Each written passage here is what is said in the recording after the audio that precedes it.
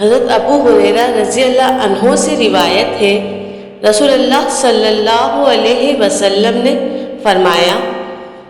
ایک آدمی کا کھانا 2 کے لیے کافی ہوتا ہے، 2 آدمیوں کا کھانا 4 افراد کے لیے کافی ہوتا ہے، اور 4 افراد کا کھانا 8 افراد کے لیے کافی ہوتا ہے۔ حضرت ابو ہریرہ رضی اللہ عنہ سے روایت ہے، رسول اللہ صلی اللہ علیہ وسلم نے فرمایا، مومن ایک آنکھ میں کھاتا ہے اور کافر 7 آنتوں میں کھاتا ہے۔ حضرت ابو ہریرہ رضی اللہ عنہ سے روایت ہے، انہوں نے فرمایا، رسول اللہ صلی اللہ علیہ وسلم نے کبھی کھانے میں عیب نہیں نکالا، اگر پسند ہوتا تو کھا لیتے ورنہ چھوڑ دیتے۔ حضرت انس رضی اللہ عنہ سے روایت ہے، رسول اللہ صلی اللہ علیہ وسلم نے فرمایا،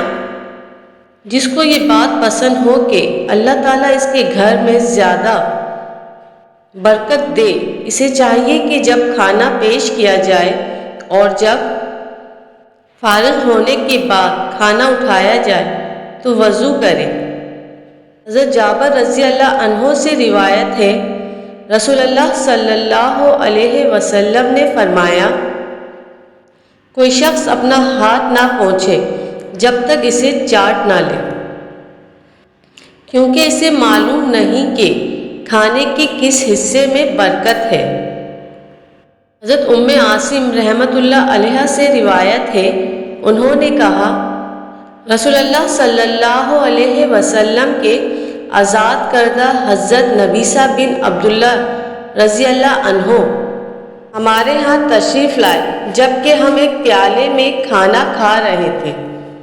انہوں نے کہا، نبی صلی اللہ علیہ وسلم نے فرمایا، جو شخص پیالے میں کھانا کھائے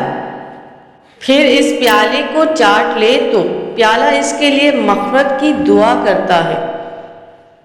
حضرت عبداللہ بن عمر رضی اللہ عنہما سے روایت ہے، رسول اللہ صلی اللہ علیہ وسلم نے فرمایا،